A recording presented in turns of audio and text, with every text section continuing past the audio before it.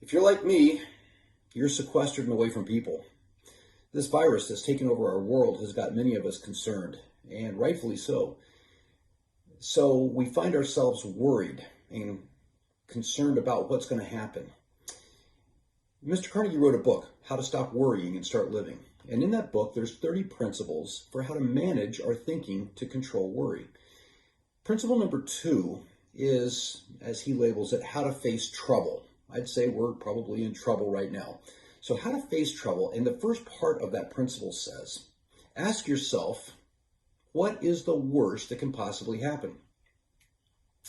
Well, if I think about my situation here, worst that could happen would be, I don't know, I could lose my house. I could die, I guess.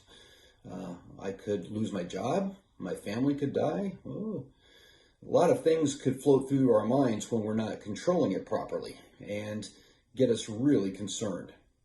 So the second part of the concept is prepare to accept the worst. So if I look at this properly, could I accept the fact that I lose my house? Yeah, I'll live someplace. Could I accept that I'm losing my job? Yeah, I've lost them before. I'll probably be able to find another one eventually. If I die, not much I can do there. So why worry about it? It's going to happen eventually anyway. Those that I love could die. Well, what's the likelihood of that happening if we're all sequestered and not really interfacing out there where the virus is? Probably pretty low. So the third part of this is try to improve upon the worst.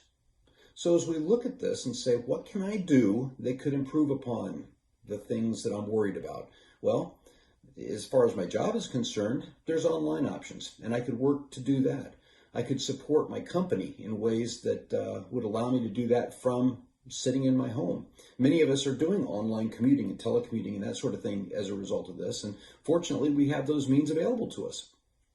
If my family is not out and about, then chances are they're not going to catch the virus. I won't catch the virus by them bringing it home, and so we'll just wait it out.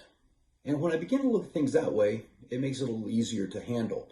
So, Mr. Carnegie encourages us, using this principle, to ask ourselves what's the worst that can happen, prepare to accept the worst, and then try to improve upon the worst in the ways possible that we can. If we do that, we're probably going to be able to weather this storm pretty well by controlling our thinking and not allowing it to control us.